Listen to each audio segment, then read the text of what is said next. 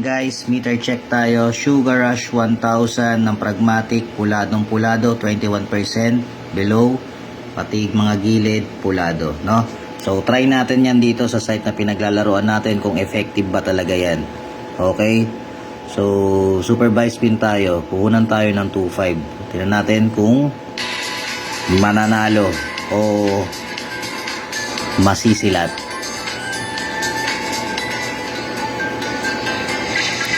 Marami nagko-content na itong meter guide, guys, no? Ang katanungan dyan, kung effective ba yan sa lahat ng site na pinaglalaruan natin, no? So ngayon guys, malalaman natin kung totoo ba yan. Ulitin ko lang guys, yung puhunan natin dito is 2.5, pinambay spin natin. Check natin kung mananalo tayo.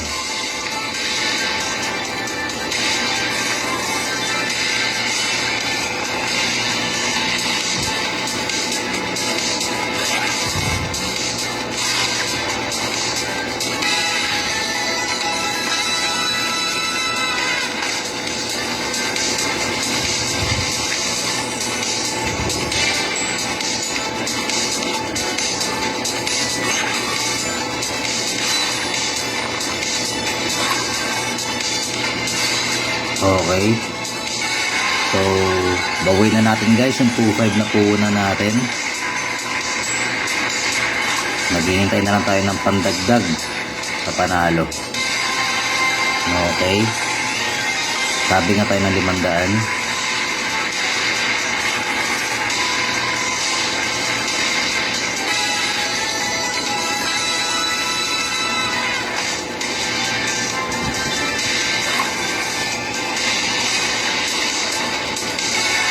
So ayun guys, kita nyo naman 2.5 na puhunan natin, naging 4,400.